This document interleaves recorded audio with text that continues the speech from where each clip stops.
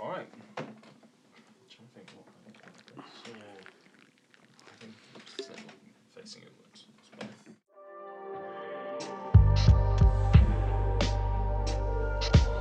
Ladies and gentlemen, welcome to the Background Football Podcast. Ladies and gentlemen, welcome back to the Background Football Podcast, and I'm here again with my co-host Frank. Hello, how are you doing? Frank, it's been a few weeks, has it? No, about a week. No, about a week. Lots happened. Yeah. Has it? Don't know. Do we know much more? I'm not too sure. Arsenal still look like they are the strongest team. I think we know a little bit more. Yeah. Purely from a very simple point of view, City dropped points, gaps widened a little bit. Kind of what we already feared, but now we're seeing it a little bit more in reality. I know, and I think Arsenal, they obviously we're recording this on the Friday. Yesterday we played Liverpool. It was a 0-0 draw, and they missed the opportunity to go 8 points clear.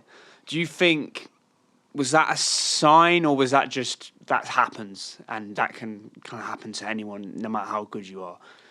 I think it can happen no matter how good you are. I think one interesting thing which could be important to look at is how I feel like every point where you've looked throughout this season and maybe the past few seasons, every point where you've been in the driving seat and you've had the chance to sort of cement it and really position yourself as really dominant, you've kind of missed it.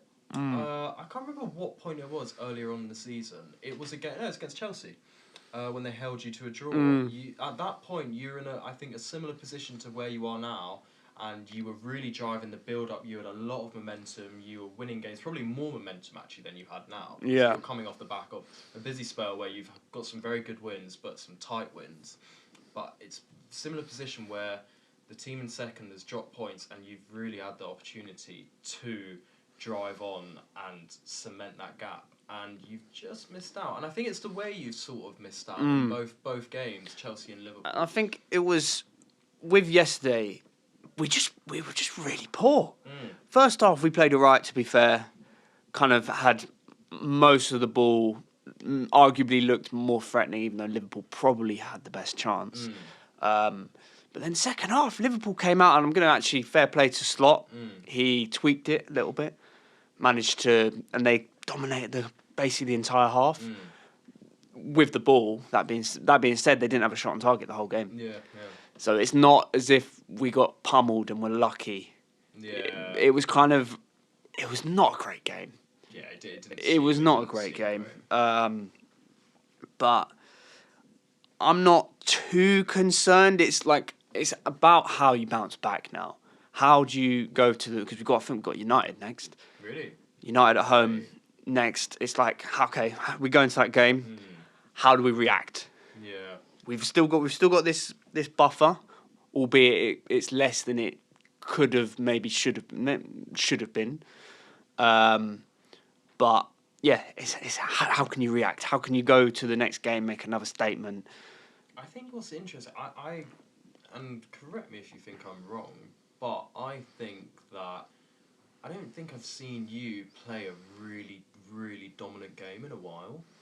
Yeah, Villa second half. Villa, yeah, okay, actually I'll give you Villa, but take Villa out of it. I think for the last few months, I think since that spell around October, November, around when you played Bayern, since then, I don't think we've seen you play a really, really dominant game. Like we've had our halves, I guess, like second half or moments in halves. We'll have like a 20 half-hour period where we're like, oh, this is like playing some beautiful football, looking like exceptional. Yeah.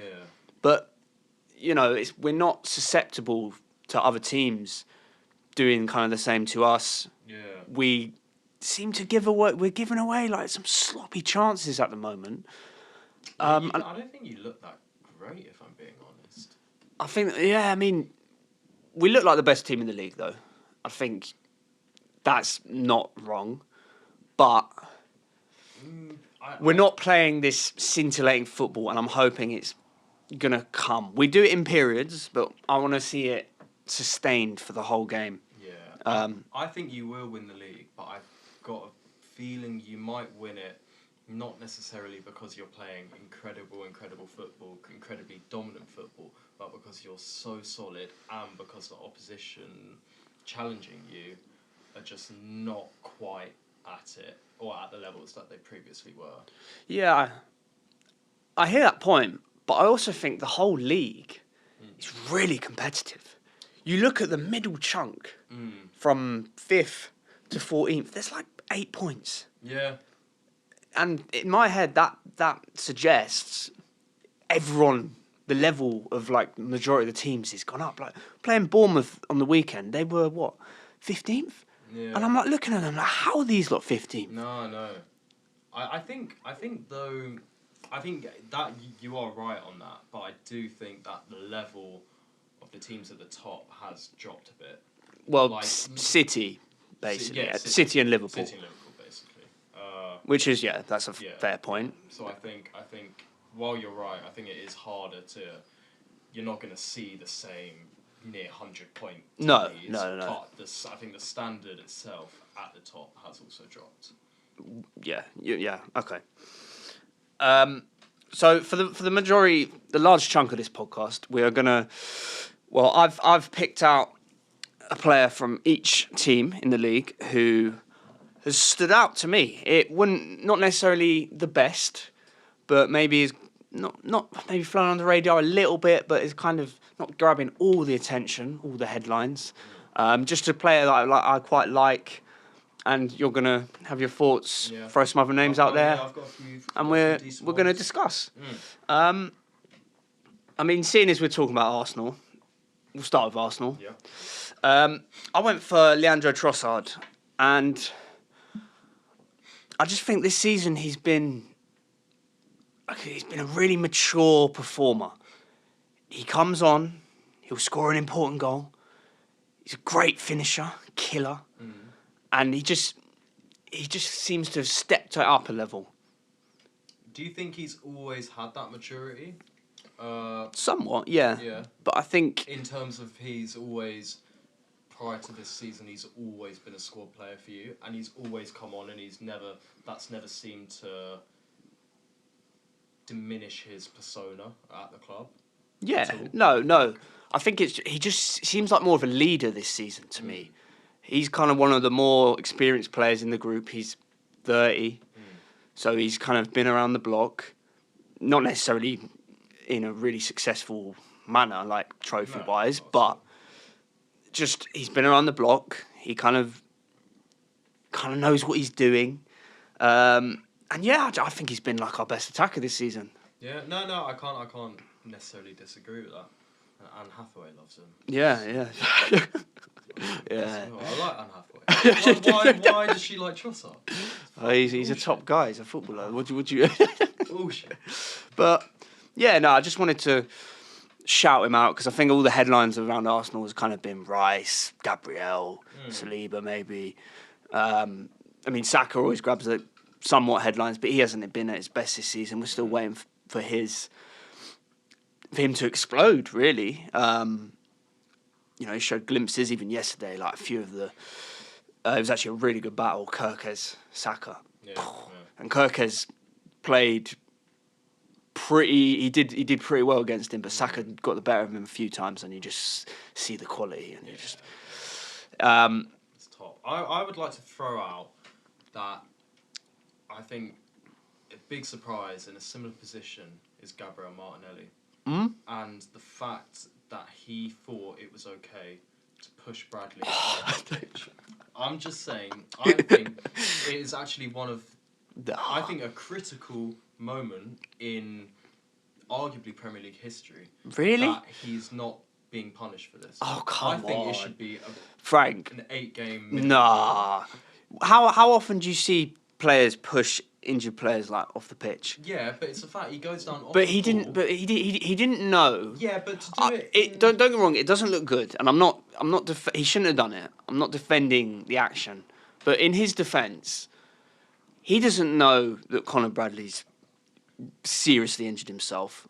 For all he knows, he's on the pitch just like kind of time wasting a little bit, and heat of the moment, yeah, it's stupid. It's stupid, but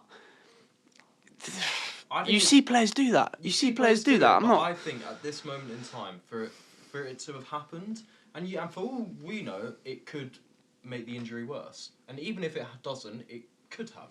And I think it's a critical moment where we need to look at players and we need to punish Martinelli and make an example out of him, so that in the future players at least take a couple seconds to make a judgment of, actually, should I be doing this or not? Because otherwise, I think it's dangerous. And I think it should be a minimum 8-game ban. Oh, come on, that's I'm not- 8-game ban. Minimum. Fucking hell. I think you could look at 10. Oh my god, that's.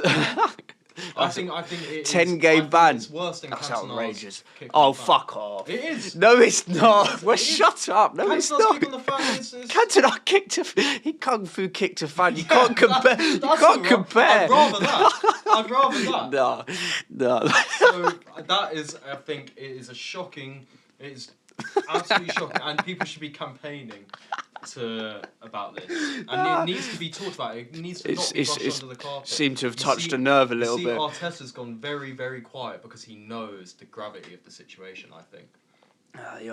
It's not the worst thing in the world. I think it is absolutely shocking. Just imagine if there was an Arsenal player, say if Timber was down off the ball on the side of the pitch with a terrible injury, and Yeah, no, another don't get me player wrong. pushes him off, and that injury gets worse because of it. Yeah, What but would you it's say? ifs. It's It- ifs and buts. It is ifs and buts, but this is the first time it's happened, and it needs to be an He also example made out of it. he apologised. He's apologised and no, and you know what? it's- I don't necessarily blame him. I heat don't of the think- moment. I can't lie. It's 0-0, like 89th, 90th minute. You want to get the game going. Heat of the moment. But you could Try say, and yeah, you it's could say heat of the moment. You're in a fight on the street and you punch someone in the face and you kill them. You still go to prison for manslaughter. but know what that's, I mean? that's not the same thing. No, You can't use that analogy, bro. it's the same. It's the Not same the same thing. justification. All right. Anyway, Martinelli. Nah, we need to keep I this hear your- narrative going. Nah. It can't be brushed under the carpet. all right. I hear your point. I don't agree with your harshness, but anyway, we'll move on. But yeah, it wasn't great. It didn't look great. Sure. Moving on, we'll go. Should we just do table order? Yeah. So Man City, and I know I loved watching him play this season. I know you have as well, Cherky. He's just such a good footballer. I mean, Just- he's joy to watch. Yeah. Yeah. I think he'll only get better. I still think there's an element of rawness with him. Yeah, definitely. I'd love to have that stay though, personally.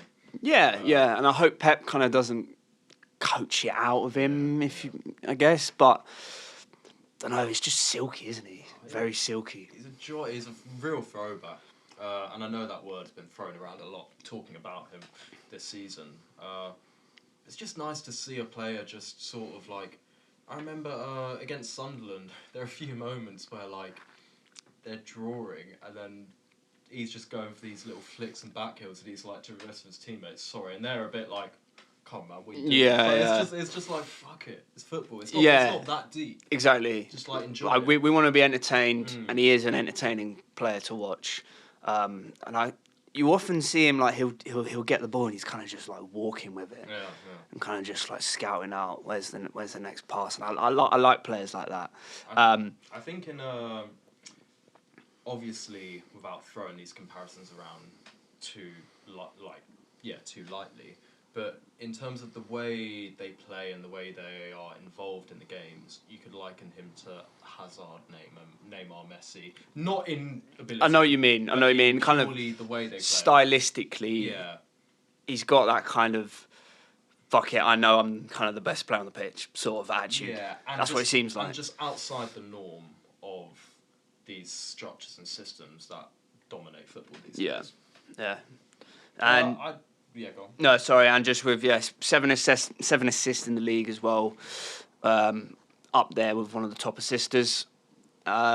He's getting praise, definitely. Yeah. But I think it's most of City's is kind of going to Haaland. Foden's been kind of back to not his best, but he's playing well as well. I think, Jack, to be fair, I actually think he has gotten a lot of praise. Yeah, no, in more recent weeks. He has, but I think I just wanted to touch on him briefly.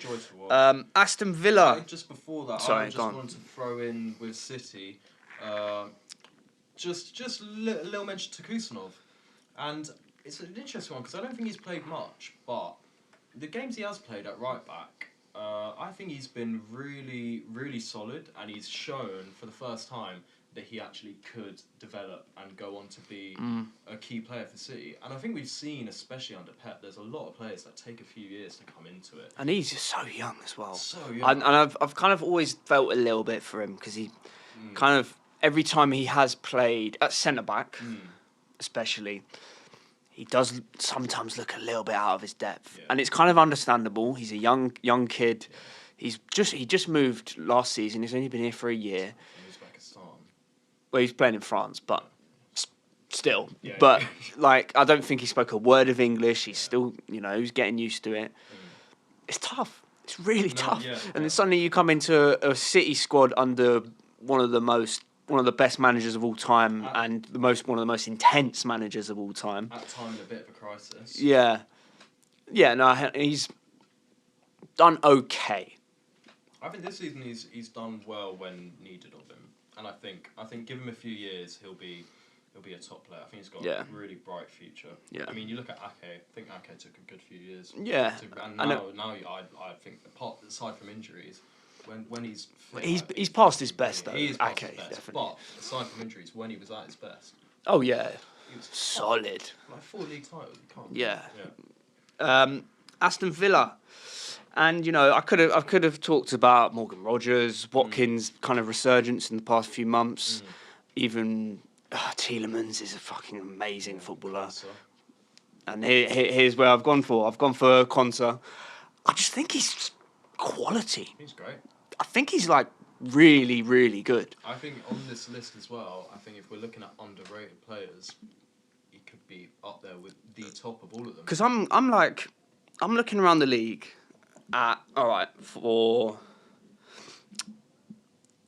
If we sold Saliba to Madrid, I'm looking at the centre backs in the league. Who would I want to replace Saliba? And I'm kind of looking at Konsa, and I'm like, there's no one really looking at this guy. Yeah, I tell you what, everyone talks about Gahey. I think Konsa's quality. I think he's great. Really great player. And reads the game well, physical. He can play football as well. Yeah. I think Villa's, as I said, kind of all the talk's been about Morgan Rogers, and Morgan Rogers is exceptional. Yeah. And the reason, one of the underappreciated reasons why Villa are doing so well is their defence. Yeah. With Konsa, Pau Torres, or who else do they play there? Mings has actually come back a little bit this season. Yeah, but he's in and out. He's in and out. I wouldn't. He's not part of that. But Konsa's kind of like the solid, almost lead centre back in a way. I think it feels like Konsa's the main one out of them. He wasn't that a couple of years ago. No, but he's grown into that. I think partly because of the injuries of players like Pau Torres. Yeah. Konsa's had to step into it, and he's filled that position. Yeah. He commands that defence. And when we're thinking about the World Cup in the summer for England, like a defensive partnership of Gahey and Konsa, in my head, that's pretty good. I also think you can't really. I can't see how you can make an argument for anyone else, if I'm being honest. Well, you can't rely on Stones, but if he's fit, you do play him. But it's hard to rely. I think at least at this moment in time, you have to be looking at Gahey and Konsa. Yeah, he's just injured the whole time, and my thoughts on John Stones is amazing. Like his career and just everything he's done. He's just an exceptional footballer. Yeah. I mean, you don't win 6 league titles in the Champions League without being like one of the top in your generation. Yeah. And I think we'll look back in 10 years and be like, you know what? Did we undervalue John Stones? I think how good he was. Brilliant. And injuries is a shame of injuries. And I do wonder, is his time coming? Purely because he's just. I mean, he can't stay fit. I mean, he said he thought about retiring last season. He can't stay fit, and I feel for him. Yeah. Liverpool. Tough one, yeah. And yeah, because obviously they haven't been as good as everyone thought they were going to be. But I was struggling to pick someone who's kind of gone under the radar. I was going to go for Ekitike, but I think we've spoken about him a lot, and Ekitike is quality. He hasn't gone under the radar. I think Gravenberch has been quietly good for them still. Yeah. Yesterday he was exceptional. Yeah. He's popped up in big moments as well throughout the season. And I think Gravenberch he's a really good footballer to watch. Yeah. He's kind of got everything you want in a midfielder. He's physical. He can dribble. He can pass. He can tackle. Yeah, I really like Gravenberch. No, he's a top player. I think he drives the team forward as well. Yeah, and when Liverpool don't have him, they're missing. Yeah, they're missing massively. a presence in Yeah. midfield. And I think the other, as much as I do really like McAllister and Szoboszlai, I don't think they've got that same presence throughout the whole team as he does. Szoboszlai maybe a little. Yeah, I mean they kind of. I mean, as a unit. As a unit, them three. They won the league last year. Them three in the engine room, Yeah. and they were all exceptional. So. And I think Szoboszlai has also been great this season. But I agree. I think Gravenberch Yeah. going a little bit under the radar. Yeah. Brentford, which is absolutely mental, the fact that they are fifth. Brilliant. Love to see it. And I think there's only one guy that we got to talk about. It's Igor Thiago, and he hasn't gone under the radar at all. But what a season he's having! Yeah. 16 goals in the league, the most by any Brazilian footballer in Premier League history. He's big, he's quick, he can hold up the ball. Yeah. He's got a bit of everything, and he's like playing with a lot of confidence at the moment. I think, it is kind of his first proper season, so we'll see how he can do in the seasons to come before the big team takes a big punt on him.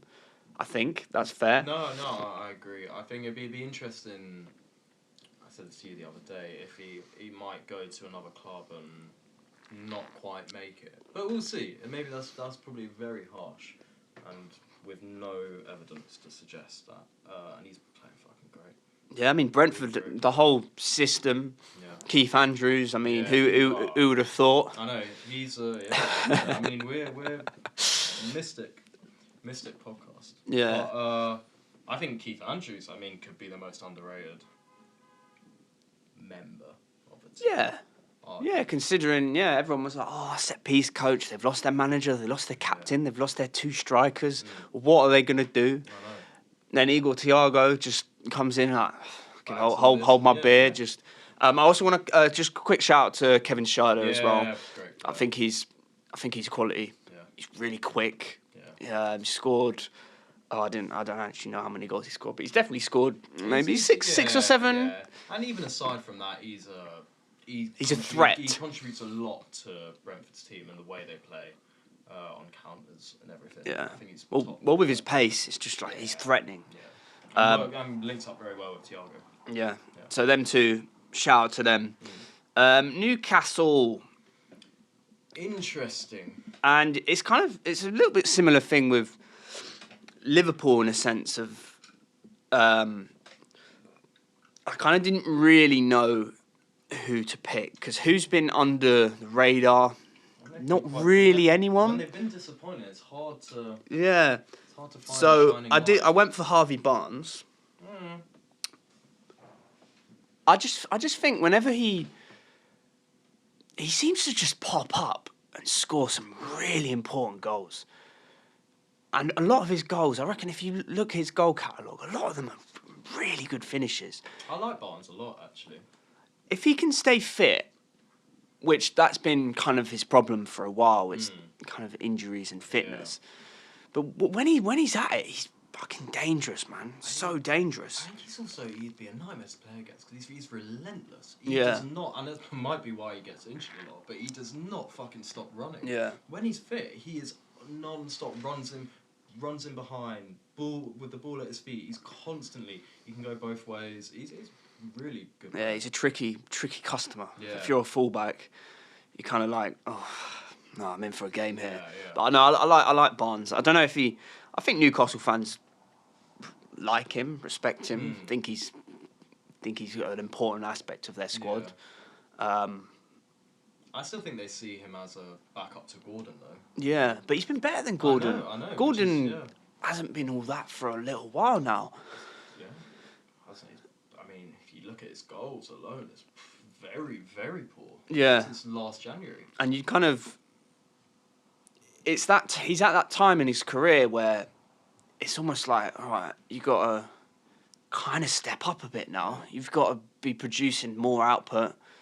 He's always a kind of dangerous winger. Yeah. When you play at Newcastle, it's like Gordon on the counter with his pace, and he's direct. But the end product, I don't know. It's not been happening for him recently. It's an interesting one. You're right. I think it is a very key moment for him, and I wonder, does he need a move to sort of reignite that? Yeah. Because you look at a couple of years ago, you're like, Gordon, for the future, for the next 5 years, could be a real threat, and he's really dropped He's off a little. plateaued a little bit. In almost a similar way to how I feel Rashford did. Obviously, very different circumstances. Yeah. But I wonder, would a move away suit Gordon? Just reignite something a little bit. Maybe it's a bit early to say that, but in the summer, would he be looking? I don't disagree, and I don't think Newcastle would be necessarily against selling him if the right offer came. I don't because you could ask for 50 million at least. I reckon. And back to Harvey Barnes, I think if you can keep him fit, he's a good player to just cement that position as his, and you get a backup and you keep the cycle going. Yeah, I think. But no, Newcastle they picked up a little bit of form recently, and they're climbing up the table. They're always good. So they're not doing too badly. Manchester United. I went for. It's more just how he's handled the situation he's been put into. Aiden Heaven, obviously young centre back, he's been thrown in the deep end. De Ligt's out, then Maguire's out, and he's kind of been put in the central centre back position in the back three, and he's just like, all right. And I think he's handled it reasonably well. And don't get me wrong, I don't think he's been absolutely incredible for them. I just think he's handled a tricky situation pretty well, considering his age. I think that's fair. He's composed. I like him. I think he's got a bright future. But that's kind of all, really. Yeah, I think it's hard to actually point a United player out who's gone under the radar or is underrated this season. But I think you can definitely give him a shout out and give certain players shout outs, and I think you're right. I think he deserves it. Yeah, it's more just it's the situation. Yeah. Not much more to be said really. Yeah. But United obviously Amorim's been sacked. It was kind of coming. He was almost asking for it when he did that interview. Yeah, he's been coming since his first game. Yeah. You know what I mean? So same old United. And then Darren Fletcher is currently the interim, and depending on how he does, he'll be to the end of the season. I saw they're maybe looking to bring Solskjaer back in, which is just mental because you literally sacked him 5 years ago. Solskjaer, I think. I mean, I actually think he's a pretty good manager, if I'm being honest. He did pretty well at United, considering. I think United never looked at him as an actual replacement. I think they only ever looked at him as a pit stop, and just they never saw him as a project. And I think if they actually invested in his brand of football and how he was a project and he understood what Man United kind of is, then I think he could have actually built something. But I don't think they ever looked at that. They just thought of maybe a quick, short-term success and then move on to better things. But those better things have not been better. Quality analysis there. Better things have not been better, Jesus. Chelsea, and I actually didn't have anyone for Chelsea, but is there anyone that's kind of stood out to you? Yeah, I'm going to say Chalobah. Oh, actually, yeah, no, that's a good shout, actually. That's a really good shout. Yeah. He's probably been their best centre back this season. Yeah, and I think we've been slating Chelsea over the last year for their defensive problems. And don't get me wrong, I still think they urgently need a top centre back to come in. But Chalobah, if I was Chelsea's manager, I'd be looking at Chalobah and being, you're the guy to have next to him. Yeah. I think he's been really solid. Yeah, and I think he's proven a lot of people at the club wrong. Obviously, they sent him out on loan to Palace, recalled him when they had an injury crisis. Yeah. He's a good Premier League centre back. He's a good Premier League centre back, and yeah, I think you're right. If you stuck an experienced, really good centre back next to him, like he could form a good partnership. Yeah. And I saw just today that they were thinking about bringing Rudiger back. Really? Wow, that'd be a great sign. I just saw that on BBC Sport this morning, which should be interesting. I'd But the love- problem with I'd love with to see Rudiger it. now is his injury record since he went to Madrid has been pretty poor. And He's getting on. Uh, But Oh, I'd quite like to see love that. to see. It'd be a great signing for them. They should bring him back, and he can play the Thiago Silva role almost, and not play every game, but certain games. And Chelsea have a good record of those sort of older centre backs. You know, Thiago Silva's, Azpilicueta's, Yeah. and bringing them in for certain games. Even John Terry towards the end of his career. Oh yeah, definitely. So I think that'd be a great signing for them. But I still think they need another one. Yeah. But No, yeah, I agree. Interesting, very interesting. I'd love to see it. Fulham. Now, Fulham. no. We got to talk about this guy. I don't know if he's gone under the radar, but Harry Wilson. He's a great player. He's a great player. Some of his goals are just like his finishing is at his top tier. I think his decision making, his touch. I think he's just a quality player. I'm not convinced, personally. Why? Have you seen that much of him this season? Yeah, I mean, I've seen bits of him, but I don't think he's got what it takes. I think Fulham's his level. I think he's decent for Fulham. Oh no! Don't get me wrong. I'm not saying he's some world class footballer. No. I know, but I think he's pretty bang average. I don't know. I think he's a good Premier League player. I think he could be a squad option for a bigger team. I think he's improved massively, and he's become one of Fulham's main guys when it comes to their attacking force. I know Fulham, in your head, is not the most attractive or interesting team to talk about. It's a boring club in the league by a mile, by a country mile. Frank, we have our duty. We have to talk about every single football club. No, we do. And you've obviously got some weird bias against them. But no, I just wanted to shout Harry Wilson out. I mean, I think he got nominated for Player of the Month, December. He's just a good player. He's a good player. You shout him out, I'll slap him down. All right, fine. Sunderland.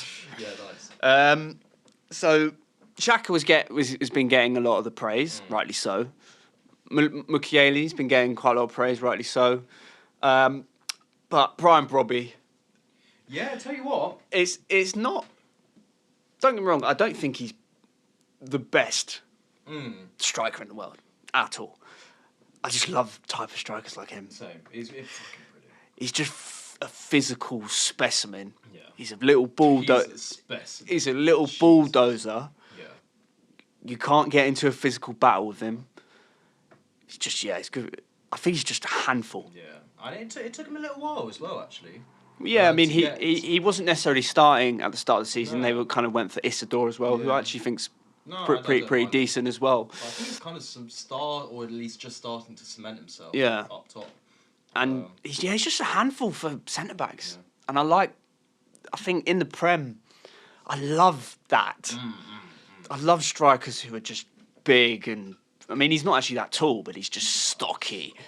Strongest player in the league. And I saw there was a moment against, was it City? I think it was City where Diaz tried to kind of have a wrestling match with him, and Bobby was like, "No," and just like floored him. And to floor Diaz, it's big. The only other person I've ever seen floor Diaz is Haaland.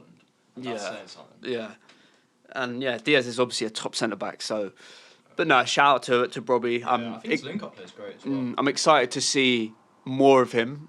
How can he improve? Because I think he's 22. He's still young. He's not old, No, so early 20s. another few years in the Prem. Exciting, Yeah, exciting. No, I like really him. like Robbie. I'd also just want to, even though Mukiele, however you say it, has been getting a lot of praise, I still think he is so good. And I think going back to when he was at Leipzig. Well, there was always a talented player in there. But like, I think he'd start for most teams in the league. That's how good I personally rate him. And like he's been getting praise, but I think it should be even more. I think he's one of the best centre backs in the league. Centre backs, right back, wherever you want to play. That's a. I wouldn't go that far. I would. I really would. But it's been half a season. No, but I'm looking back. Consistency. I'm looking back to his time for over the last 5 years, and I know he's had difficult spells, but I think now we're seeing him establish his form, and I think I can't really see it dropping. Like I'm looking forward to seeing him just gain more experience. Maybe gets called up to the French squad in the summer as a good option for right back, centre back. Yeah. I think he should definitely be in the squad. I think, unfortunately for him, France. I mean, it's going to be quite hard to get in that back line. Who partners Saliba these days? I think it's usually Upamecano. Yeah. Which I know. No, but you know what? I think the thing is with Upamecano is everyone's got this idea of him in their head of like him just being a bit dodgy. Yeah. I don't think it's necessarily that true anymore. Yeah, maybe not. I don't think it is because when I think of him being dodgy, I'm thinking 3 years. Yeah, and I think he's improved a lot. I know we're going a little bit off topic, but no, like I saw Madrid were trying to sign him on a free because I think his contract expires in the summer. Yeah, interesting. That's interesting. But they've also got Konate in that position. Yeah. Who he gets a little bit of the Upamecano treatment as well. A little bit, but I think he. Don't get me wrong, he has his moments, but like when Konate's good, like he's fucking unstoppable. Yeah, but that's the point. I don't think. Yeah, but he did win the league last year. Yeah. I know he's next to Van Dijk, but you can't. But he's been dodgy this year. Yeah, first half of the season, yeah. And I think throughout his whole Liverpool career, he's been dodgy. I think that's might be a little bit harsh. No, not consistently, but like you always look at him and you're like, oof, you could have dodgy True. in the game. And I think there's not been a season, even last year, I think there were certain games he was dodgy. I think he got away with it a bit because the league wasn't that competitive. I think if the going gets tough, I think he could be found out a bit. And don't get me wrong, I think he's a great player, really good player, but I think he's a bit dodgy. Yeah, fair enough. Brighton, your favourite football club. These fucking shit clubs, I tell you, they're not proper clubs. Fucking bullshit. So seeing as I went for Ruta. It's more fucking hell. It's more just I like the way he plays. He's a little bit of a hybrid centre forward, kind of a little 9-10 drop in, link up play. I haven't seen too much of him. Let's not get it twisted, but from what I've seen, little bits, I like the look of him. I know they signed him from Leeds a few years ago. I think he's a decent player. There's not too much more else to be said, really. He'd be looking to contribute more goals and assists. He's only got 6 GA, 7 GA in the league, so not amazing numbers in the slightest. But he doesn't always start. Obviously, they have Welbeck, who's kind of their starting man. But yeah, it's more his style, the way he plays stylistically. I quite like. Do you think there could be a player in there in the next few years? I think maybe. I think it's one to watch. You know, Brighton are very, very good at buying players, developing them, and then selling them for big money.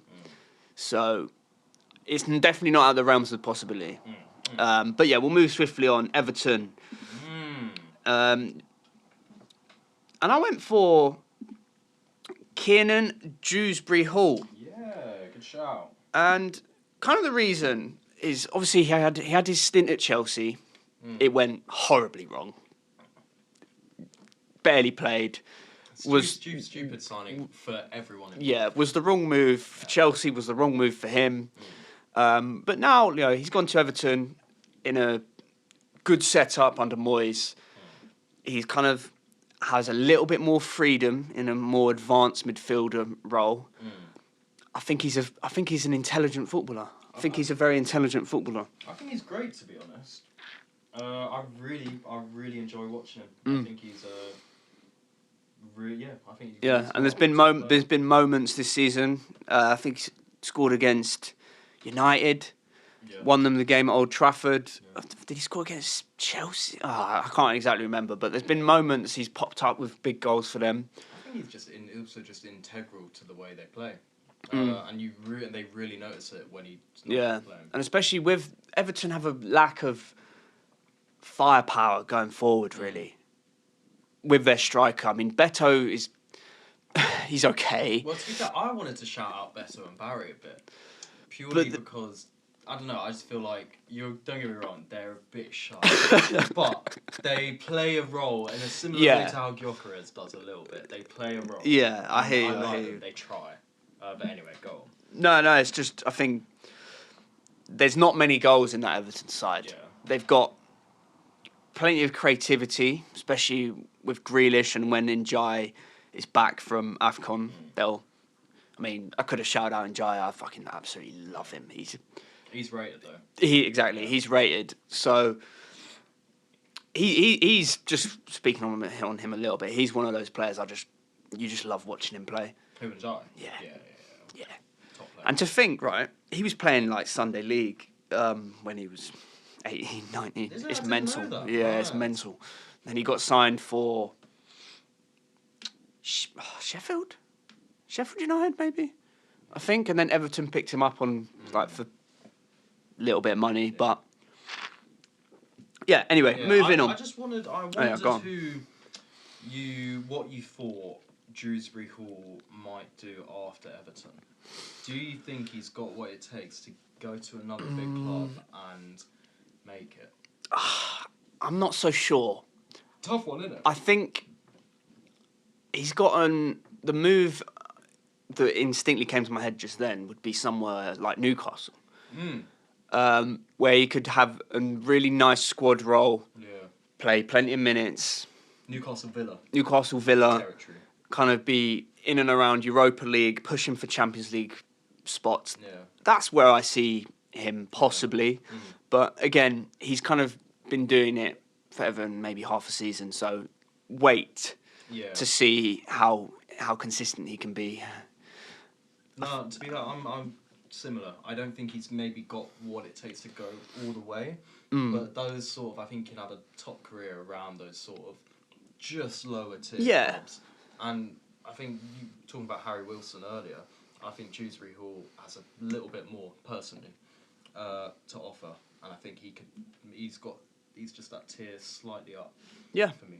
Yeah. I don't necessarily disagree. Yeah. I like both of them, but anyway.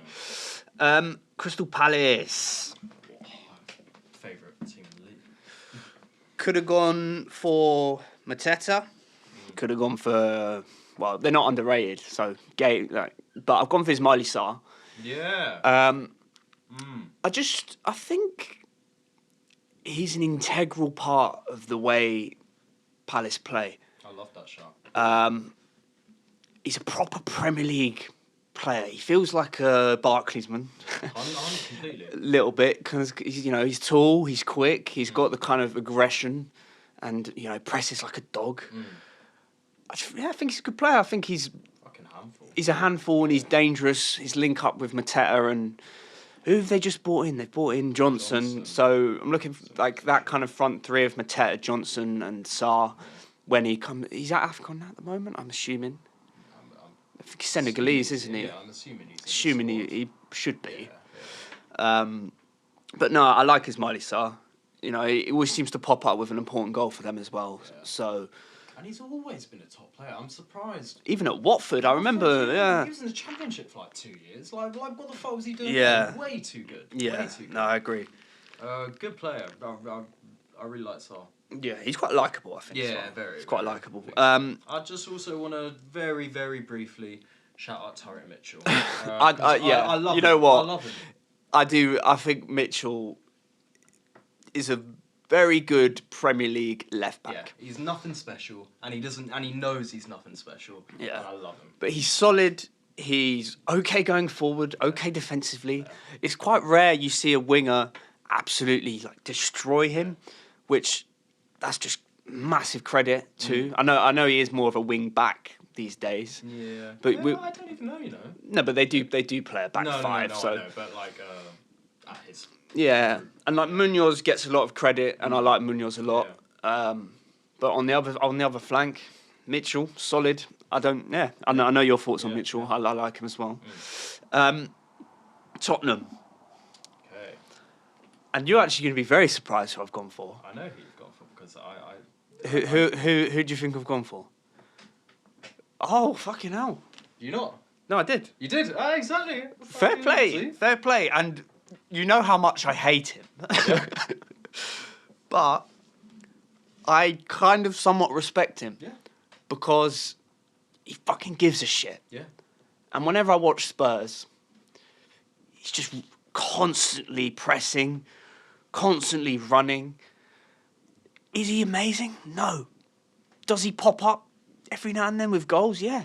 I think... I tell you what, I'd even take it a little bit further and say, not much further, don't get me wrong, but he's, like, when he's fit and firing, he scores, like, his goal record is pretty fucking good. Like, he's chaos and he's not the best in the world, but, like, his goal record's good. And like you said, he's the only one of our fucking players that seems to give a shit at the moment.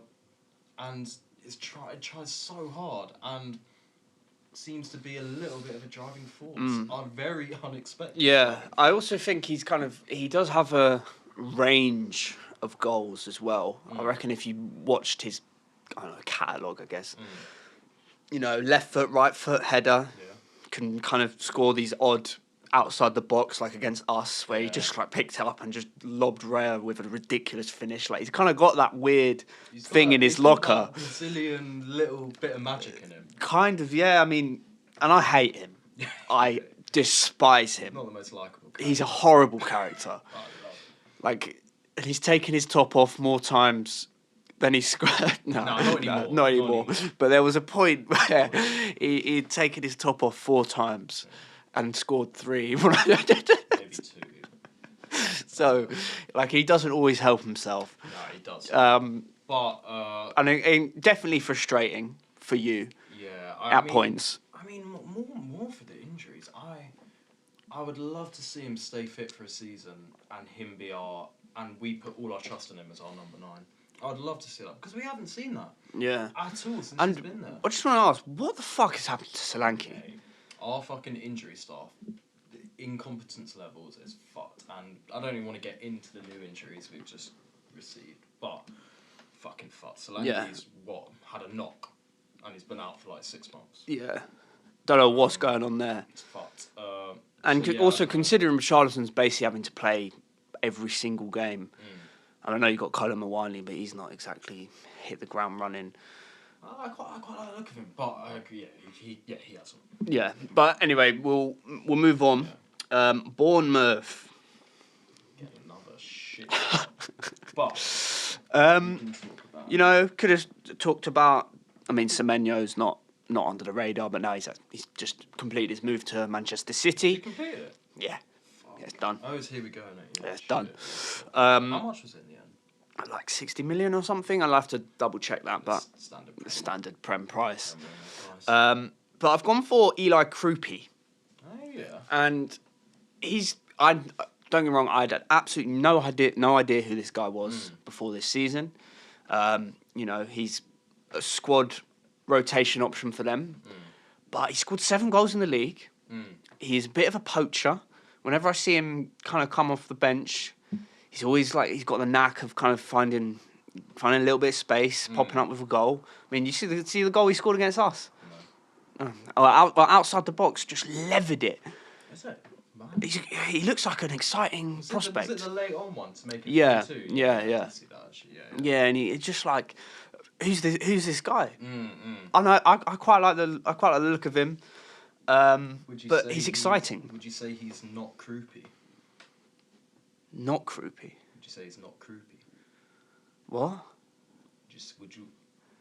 I say don't he's- understand, Frank. I don't understand. All right, say we're he's just gonna Scottish move. accent. Would you say he's not croupy? No. You need to work on that a little bit. Good joke. I still don't get it, but anyway. Crappy. Mate, what's that? That's not even good. That's good. That's awful. Well, That's not even, I didn't even understand it. It's not a good joke if you've got to would you say understand. he's not croupy? Shut up. Not croupy. That's not a bad joke. It's awful. Leeds. He's actually quite late, Leeds, you know, late. Yeah, Leeds. This season, I've been really surprised. Yeah. I thought they would really struggle, especially the first kind of 5-10 games of the season. But they've picked up a decent bit of form in the past 10 games, climbed to not safety, but No, they've got a decent gap between them and West Ham. I think you'd look at them now, and while I think they will be in the scrap, you look at them now and you wouldn't put them to go down. No, Which at the start of the season. yeah, and I think Daniel Farker's done a good job. Very good job. They're well drilled. They're hard to beat, Yeah. which that's the first thing you got to do when you come up to the Prem. All right, make us hard to beat. Yeah. Make sure that we don't get outrun. That we're compact. We make it hard for everyone else. Yeah. And with Calvert-Lewin, who would have thought? You know, I mean- he's bagging goals. He's in really good form. Yeah. If they can keep him fit, then they should stay up. I think he's completely reimagined himself. Not reimagined, but he's come back. Complete comeback. Yeah, no, it's. I quite like him as well. I really like I don't dislike him. He's always had his troubles with injuries. But you forget, like not a few seasons, but it's a while back now. But when he was firing at Everton, Ancelotti days. he's a good player. He's a good Unreal. player. So he's obviously not undervalued or appreciated because people have been speaking about Yeah. him, especially since he's been scoring. So I didn't really know who to go for, but I quite like Nemecha. Yeah. He's kind of solid. I don't know too much about him. I haven't watched an incredible amount of Leeds games, so I'm not the best versed to speak about him. But yeah, No, I think Nemecha. it's decent, I yeah. quite like Ampadu as well. I think Ampadu has been. He's their captain, organises at the back, and don't get me wrong, they're defensively they've conceded goals, but you're always going to. Yeah. When you're a team like Leeds, you just come up. Yeah. It's hard. You know, it's not easy. So Ampadu's kind of led the back line quite well. I think as well, I'd like to shout out Ampadu's sort of career and the steps he's taken personally throughout his career. I think he's massively experienced, and I think he's a really, really great player. And I think he just knows a lot about his own game and the way he plays. I mean, to fucking go to Leipzig at that young of an age and play with experienced players in the Champions League and be star for them in a lot of But games. he was also, obviously, he was very highly rated at Chelsea. I remember when he was coming through, Chelsea fans and like the coaches were kind of like, yeah, he's got potential, this kid. And yeah, he's almost took he was like, all right, I don't care, I'm going to go to the Championship, going to work on my craft. Yeah. Obviously comes up with Leeds, now he's in the Prem. And yeah, I agree, his career path, he's taken a sensible move. It seems I very think. deliberate. Every step he's taken seems very deliberate. It doesn't seem like he's sort of been like going for the top, and he's sort of fallen short and found himself at Leeds. I feel like every step has been like, no, I'm going to do this. I'm going to come up with Leeds and I'm going to build a really strong foundation. Go abroad, learn another language. I think he's really sensible. And player. how old is he? He can't be that old, right? Probably 25, 26. Yeah, so he's got another move in him if he wants. Yeah. You know, I wouldn't go and put loads of money on him No, and not at all. trust him to come and start for a top team. But like if you're a club like Palace, let's say, you go sell Gahey, and you're like, okay, who can we bring in? Maybe they'll be looking at someone like that. I don't know. 100%. I could really see him at Palace. I wouldn't put him past him to have a really good long career in the Prem at those sort of solid mid-table teams. Yeah, good shout. It's a good shout. Forest. Now they've had a really, really topsy-turvy season. They've already on their third manager. I think no one likes him either. So, there's not really been many players who've gone under the radar, really, because, Gibbs White, everyone knows he's good. Chris Wood's been injured, but no one expected him to have the same season he did last season.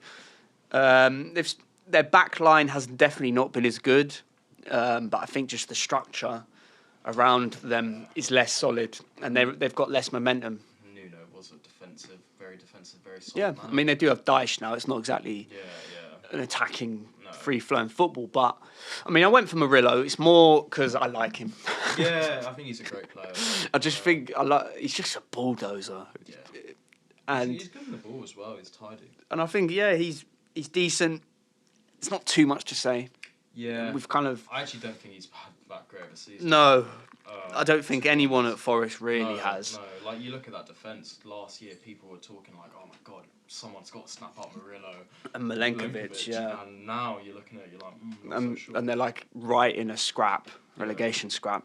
So, but yeah, it's more just, I just like him. No, so do I. He's just a fucking tank. He's another one I can see at Palace sort of snapping up. Yeah. Okay, on to the bottom three. Now, this was quite hard because obviously they've been all pretty dire. So, West Ham, I don't know, they've been pretty poor. Please get relegated. It brings me so much joy. Juve, the left back, he started the season well. He's tailed off a bit. There's not much really to say. I think fuck him off. Shite. I mean, you could argue Bowen, maybe. Yeah, but Bowen he's not been great. He's just got a bit about it. No one's been great. No, they've been shite. They've been shit. Especially West Ham. You look at someone like Burnley, and you expect it. So you can find someone who's performing all right and could bring them a bit of hope. West Ham ain't got no one. No, they're going to be in trouble. Yeah, and I'd love to see it. It would be quite funny. It would be fucking brilliant. It would be quite funny. Burnley. Now, there's one player who I think has stood out quite well. Jadon Anthony. Yeah. I think he's a bit of a shining light in a pretty poor Burnley side. It's tough for them though. It's tough. They were never going to have it easy. They're right in the scrap. Yeah. Will they go down? Probably. I think they will. If I look at Burnley and I see kind of the most typical promoted side of season possible, to be honest. You come up, you've got a few players like Anthony that look like they could do something, but they're just not quite at it. Yeah, and it's not bad. They've not had a bad season, but it's just tough. No, it's tough, and I mean, I think Anthony is. I think he's a decent Prem level player. Mid-table, low mid-table. I don't think there's anything more. I think, but he's tricky. Yeah. He can bend one from outside the box. He scored a few nice goals. He scored a nice goal against United the other day. He scored a few earlier in the season. Had a good start to the campaign, scoring a few. I think a team like, I don't know, Bournemouth or Palace or Fulham might be, if they'd Burnley go down, they might try to snap him up for a cheapish fee. As a good squad player, and I think I think, and this is a prediction, next couple of years we'll see him bounce around the relegated teams. Yeah, I don't think he's no. Got that written over him, and decent. Yeah, decent player.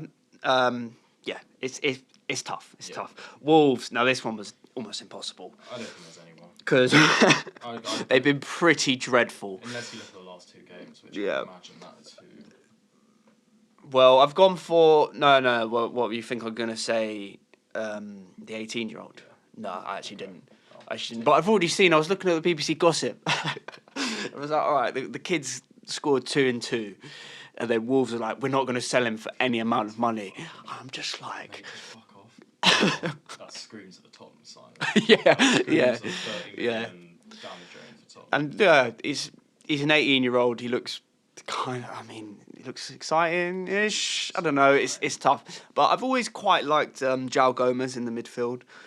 I don't think their problems is down to him. I think they're just a shambles. I think even he's been disappointing. Yeah, Compared to previous years, I agree. Yeah. I actually think I actually quite liked him previous years, but I think this year everyone's been shocking. Yeah, it's been awful. Could they? No. First win of I the mean, season against West Ham. Nah, I think it's too much. But imagine Great Escape. Oh, I'd love to see it. When's the last time you saw a Great Escape? I'm trying to think. Didn't Allardyce do one somewhat recently? I don't think he did. I think he No, because he got relegated, didn't he? with Leeds. Yeah. Only one in my mind is Martinez with Wigan. Huddersfield got out. Did they get out? Was it 17-18 where they were like looking? They were struggling. They off 2 years. Yeah. They survived. They survived. Was it 2? Even no, it wasn't 3. No, it can't have been 3. But anyway, great. So we'll wrap up this section here. That was good. And we'll see you in just a second. All right, welcome back to the new segment of the show. Today, I woke up thinking about. Okay. So today, sorry. I was trying to introduce it, but that was dumb. That was awful. All right. So this morning, I woke up thinking about John Arne Riise. So obviously played for Liverpool for 6-7 years, but he was mainly remembered for his rocket of a left foot. Bit of a cult hero for Liverpool. Was started in the Champions League final. So, he was a good player.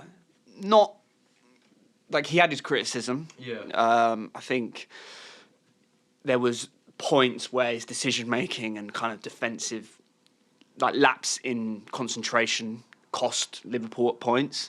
But, a bit of a cult hero, a bit of an icon, rocket of a left foot. I mean, if you go watch his, like, goal catalogue. I think it's like Roberto Carlos. Yeah. Stocky. Yeah. Bruiser. Bruiser. Fulham, he was I always quite liked him, and like there's a weird kind of nostalgic factor with him for me. I don't know why, because he was almost a little bit before our time. No, you're right, but he's just such a recognisable figure. Right, he's a cult hero for no particular reason. Well, it's his left Apart from foot. his left foot, but like you're like that should not hold that much weight. No, but it does. Everyone you think of Riise, you're like, oh. Yeah, and kind of like if you're kind of our age, or obviously older, you kind of know who he is. Yeah, completely.